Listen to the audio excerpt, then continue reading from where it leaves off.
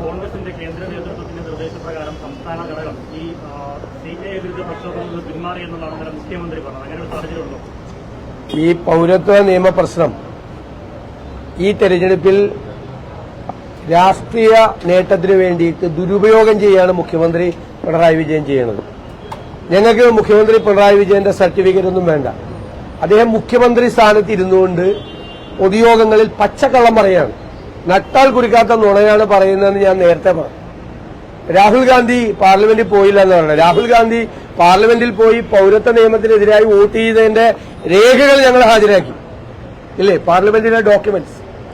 പാർലമെന്റിൽ കോൺഗ്രസ് എംപിമാർ സംസാരിച്ചില്ല എന്ന് പറഞ്ഞു. കേരളത്തിലെ UDF എംപിമാർ തന്നെ പ്രസംഗിച്ചതിന്റെ പ്രസംഗം ഞാൻ മുഖ്യമന്ത്രിയുടെ അക്കൌണ്ടിലേക്ക് അയച്ചു കൊടുത്തു. പാർലമെന്റിലെ പ്രസംഗം രാജ്യസഭാ ടിവിയിലും ലോക്സഭാ ടിവിയിലും ഒക്കെ ഉണ്ട്. പൌരത്വ നിയമത്തിനെതിരായിട്ട് ഡോക്ടർ ശശി തരൂരും NK പ്രേമചന്ദ്രനും ET മുഹമ്മദ് ബഷീറൊക്കെ സംസാരിച്ച പ്രസംഗങ്ങൾ. ഈ ഒരു മുഖ്യമന്ത്രിക്ക് ആ സ്ഥാനത്ത് ഇരുന്നുകൊണ്ട് ഇതുപോലെ നുണ പറയാൻ പറ്റുമോ? ഇത് മുസ്ലിം വോട്ട് കിട്ടുന്നതിന് വേണ്ടി മാത്രം. ഞാൻ ഇതുവരെ പറഞ്ഞിട്ടില്ല. ഈ പൌരത്വ നിയമ പ്രശ്നത്തെ ദുരുപയോഗം ചെയ്യാണ്. എല്ലാവരും മനസ്സിലാക്കേണ്ട ഒരു കാര്യം, ഒരു ആത്മാർത്ഥതയും ഇല്ലാത്ത ആളാണ് പിണറായി വിജയൻ. 2019 നടന്ന പ്രക്ഷോഭണത്തിൽ 835 കേസെടുത്തിട്ട് 69 കേസ് മാത്രം പിൻവലിച്ച ആളാണ്. ഈ നാടിന് ഉറപ്പുകൊടുത്താണ് എല്ലാ കേസും പിൻവലിക്കുമെന്ന്. എന്നിട്ട് ഒരു കേസ് ആകെ 69 കേസ് മാത്രം പിൻവലിച്ച് ബാക്കിയുള്ള കേസുകൾ പിൻവലിക്കാതെ BJPയെ സന്തോഷിപ്പിച്ച ആളാണ്. അദ്ദേഹത്തിന് ഒറ്റ പ്രശ്നമുള്ളൂ, ഈ പാർലമെന്റ് തെരഞ്ഞെടുപ്പിൽ കേരളത്തിലെ അജണ്ട പൌരത്വ നിയമപ്രശ്നം മാത്രമാകണം. മുസ്ലിം വോട്ട് കിട്ടാൻ വേണ്ടിയിട്ട് അതിനെ ദുരുപയോഗം ചെയ്യണം. കോൺഗ്രസ് കേരളത്തിലെ എത്ര സ്ഥലത്ത് പരിപാടികൾ നടത്തി? CPM നടത്തിയതിനേക്കാൾ കൂടുതൽ പരിപാടികൾ കേരളത്തിൽ നടത്തി. എല്ലായിടത്തും നൈറ്റ് മാർച്ചുകൾ നടത്തി. എല്ലാ സ്ഥാനാർത്ഥികളുടെയും നേതൃത്വത്തിൽ പരിപാടി നടത്തി. പാർട്ടി സെക്രട്ടറി രാജ്ഭവന്റെ മുമ്പിൽ KPCC പരിപാടി നടത്തി. ഇതൊന്നും ഞങ്ങൾക്ക് പിണറായി വിജയനെ ബോധിപ്പിക്കേണ്ട ഒരു കാര്യമില്ല. അപ്പോൾ ഞാൻ പറയുന്നത്, ഇതുപോലെ ഗൌരവതരമായി വർഗീയ ധ്രുവീകരണത്തിന് വേണ്ടി BJP കൊണ്ടുവന്ന ഒരു ചട്ടം, അത് രാഷ്ട്രീയ ലാഭത്തിന് വേണ്ടി പിണറായി ഉപയോഗിക്കുകയാണ്. അപ്പൊ BJPയുടെ ലക്ഷ്യവും പിണറായി വിജയന്റെ ലക്ഷ്യവും ഒന്ന് തന്നെയാണ്, വോട്ട് കിട്ടുക അതിന്റെ അകത്തുനിന്ന്. അതാണ് ഞങ്ങൾ പൌരത്വ നിയമത്തെ വോട്ട് കിട്ടാൻ വേണ്ടിയിട്ടുള്ള ആയുധമാക്കി മാറ്റില്ല. രാഹുൽ ഗാന്ധി ഭാരത് ജോഡോ യാത്രയിൽ പ്രസംഗിച്ചില്ല എന്ന് പറയുന്നത്. പിന്നെ CPM-കാരെ ആരെങ്കിലും പങ്കെടുത്തിട്ടുണ്ടായിരുന്നു ഭാരത് ജോഡോ യാത്രയിൽ രാഹുൽ ഗാന്ധിയുടെ പ്രസംഗം കേൾക്കാൻ? രാഹുൽ ഗാന്ധിയുടെ ഈ CAA-ക്കെതിരായിട്ടുള്ള എത്ര പ്രസംഗങ്ങളാണ് ദേശീയ മാധ്യമങ്ങൾ റിപ്പോർട്ട് ചെയ്തത്? മുഖ്യമന്ത്രി ദേശാഭിമാനി മാത്രം വായിക്കുന്നതുകൊണ്ടാണ് ഇതൊന്നും അറിയാത്തത്. സത്യത്തില് മനസ്സിലായില്ലേ? സുരേന്ദ്രന്റെ വയനാട്ടിലേക്കുള്ള വരവിനെ എങ്ങനെയാണ്? അല്ല, BJPക്ക് ഒരു സ്ഥാനാർത്ഥിയെ നിർത്തുന്നതിന് എന്താ? അത് അവരുടെ സംസ്ഥാന പ്രസിഡന്റാണ് സുരേന്ദ്രൻ. അദ്ദേഹം അവിടെ പോയി മത്സരിക്കട്ടെ. അദ്ദേഹത്തിന്റെ വിധി അതാണ്, അവിടെ പോയി മത്സരിക്കാൻ. അദ്ദേഹം എവിടെ മത്സരിച്ചാലും ഒരു കാര്യമില്ലെന്ന് എല്ലാവർക്കും അറിയാലോ. അതേ വിസയുടെ കാര്യമൊക്കെ ഞാൻ പറയുന്നത് കേട്ട്. അദ്ദേഹം ഈ പെർമനന്റ് വിസയുമായി നടന്നിട്ട് ഒരു സ്ഥലത്ത് കേരളത്തിലെ ജനങ്ങളെ അടുപ്പിച്ചിട്ടില്ലല്ലോ അദ്ദേഹത്തെ ഇതുവരെ. അദ്ദേഹം മത്സരിക്കാനൊക്കെയുള്ള അവരുടെ അവകാശത്തെയൊന്നും ഞങ്ങൾ ചോദ്യം ചെയ്യില്ല. ഞങ്ങൾ ജനാധിപത്യ പ്രസ്ഥാനമാണ്.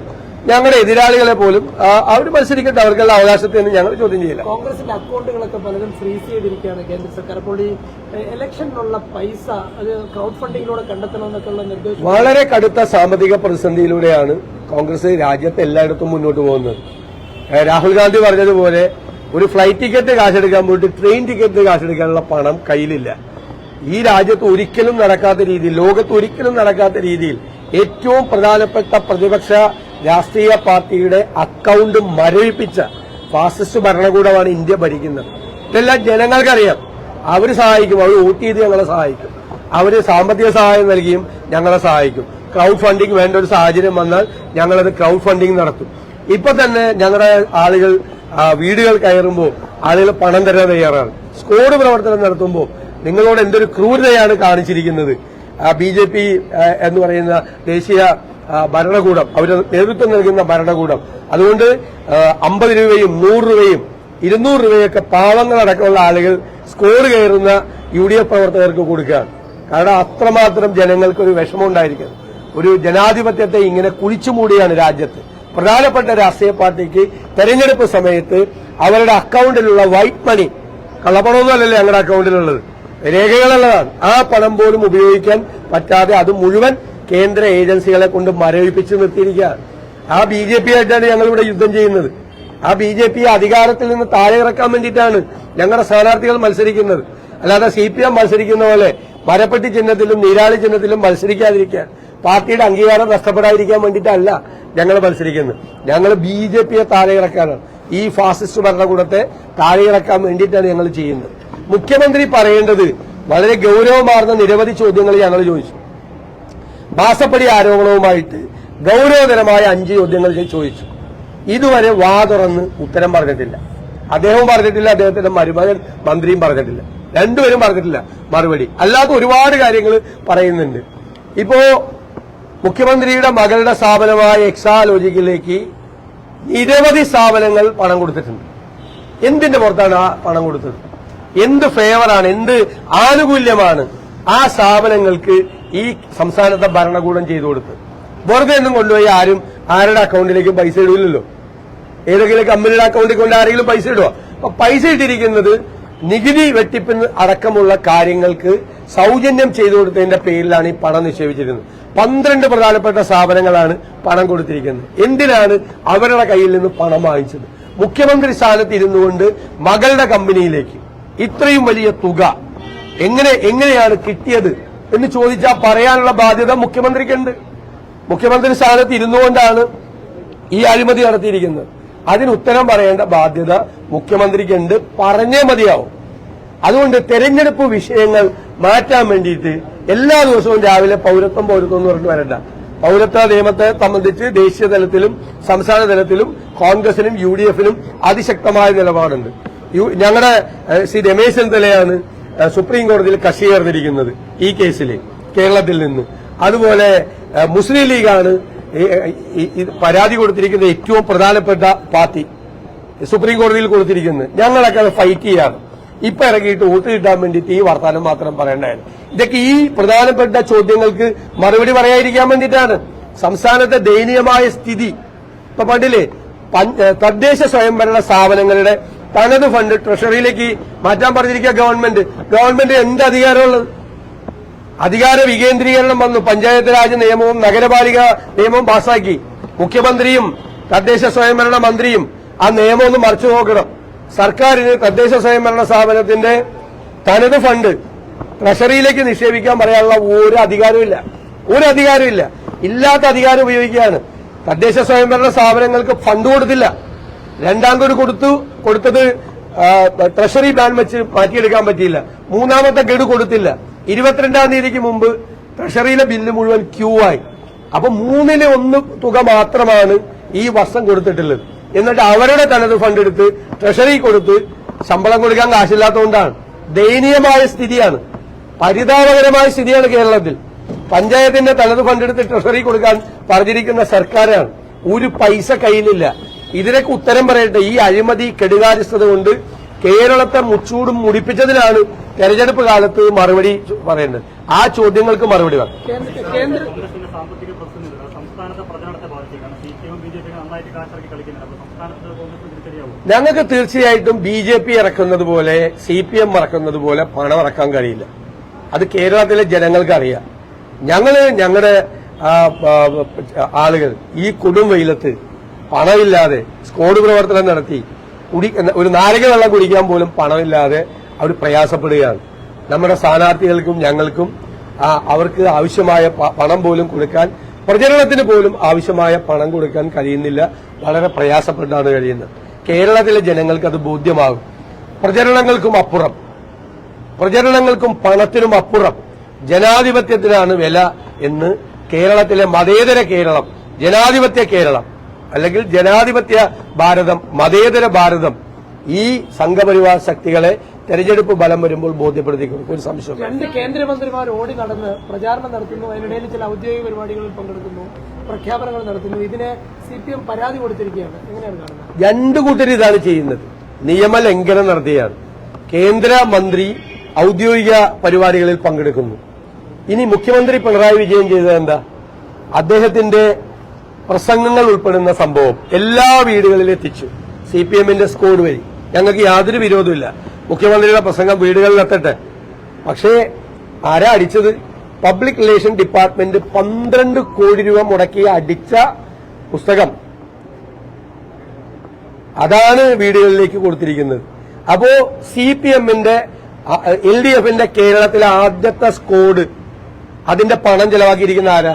കേരളത്തിലെ ജനങ്ങളുടെ നികുതി പണത്തിൽ നിന്നാണ്. മനസ്സിലായില്ല? പെൻഷൻ കൊടുക്കാൻ കാശില്ലാത്ത സർക്കാരാണ്.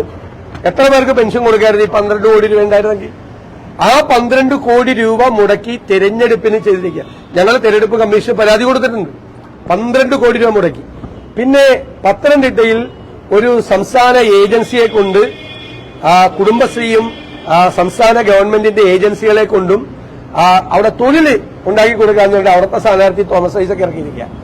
അതിനുവേണ്ടി വീടുകളിൽ എത്തിച്ചിരിക്കുന്ന ഫോമും ഇതുപോലെ സർക്കാർ ഏജൻസിയെ കൊണ്ട് പ്രിന്റ് ചെയ്യിപ്പിച്ചതാണ്. നാണമുണ്ട് അവർക്ക്. നാട്ടുകാരുടെ പണം എടുത്താണോ തെരഞ്ഞെടുപ്പ് നടത്തുന്നത്? നാട്ടുകാരുടെ നികുതി പണവും സർക്കാരിന്റെ ഖജനാവിൽ നിന്ന് പണമെടുത്തിട്ടാണ് ഇവർ തെരഞ്ഞെടുപ്പ് പ്രചരണം നടത്തുന്നത്. അതുപോലെ തന്നെ BJP മന്ത്രിമാരെല്ലാം ഔദ്യോഗിക പരിപാടികളിൽ പോയി പങ്കെടുക്കുക. ഇവർ തുടർച്ചയായി 2 കൂട്ടരും തെരഞ്ഞെടുപ്പ് ചട്ടങ്ങൾ ലംഘിച്ചുകൊണ്ടിരിക്കുക. മുഖ്യമന്ത്രി ചെയ്താൽ ജനങ്ങൾ അറിയണം, ആ വീട്ടിൽ കിട്ടിയിരിക്കുന്ന സാധനം നമ്മുടെയൊക്കെ കാശ് കൊണ്ട് പ്രിന്റ് ചെയ്ത് വീട്ടിലെത്തിച്ചിരിക്കുന്നതാണ്. CPMന്റെ പൈസ, LDFന്റെ പൈസ അല്ല, PRDയെ കൊണ്ട്. നാണമുണ്ട് ഈ മുഖ്യമന്ത്രിക്ക്.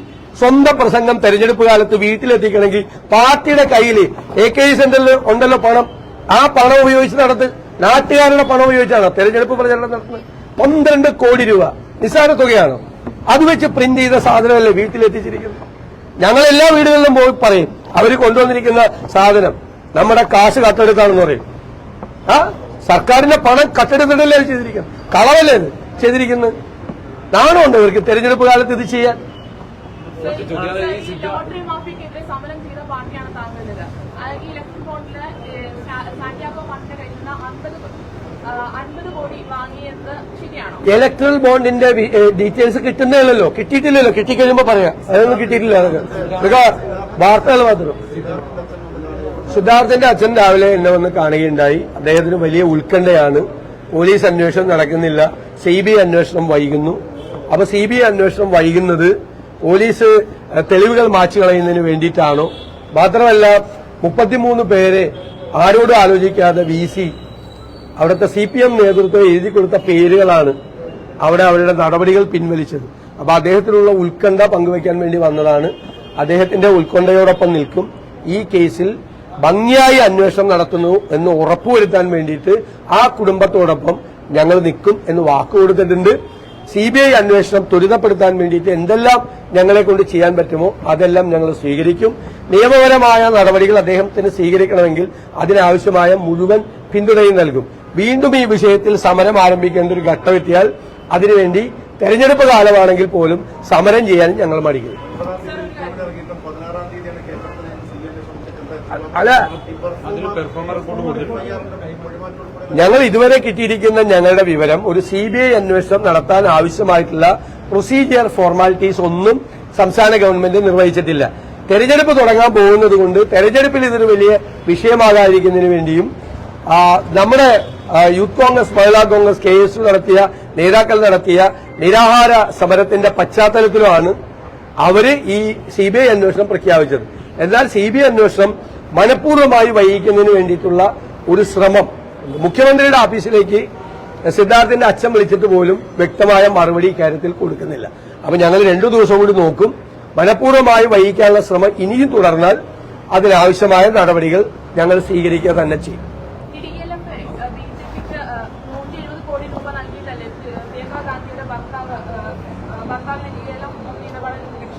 ആണോ DLF പ്രിയങ്ക ഗാന്ധിയുടെ ആണോ? എപ്പോഴാണ് അറിഞ്ഞത്? എനിക്കറിയില്ല. DLF പ്രിയങ്ക ഗാന്ധിയുടെ ആണോ? DLF ആണോ? അതൊക്കെ നിങ്ങൾക്കുള്ള പുതിയ അറിവാണ്. ഇതിന്റെയൊക്കെ പ്രശ്നം എന്ന് വെച്ച് കഴിഞ്ഞാൽ ഈ ദേശാഭിമാനി മാത്രം വായിച്ച് കൈരളി മാത്രം കണ്ടിട്ട് വരുന്നതിന്റെ ഒരു കുഴപ്പമാണ്. ബാക്കി മാധ്യമങ്ങളെ കൂടി ഒന്ന് ശ്രദ്ധിക്കണം. ഞാൻ എങ്ങും കണ്ടില്ല ഇതിലല്ലാതെ. അതിൽ പലതും വരും, എല്ലാവരെ പറ്റി പലതും വരും. വേറെ ഒന്നിലും കണ്ടില്ല.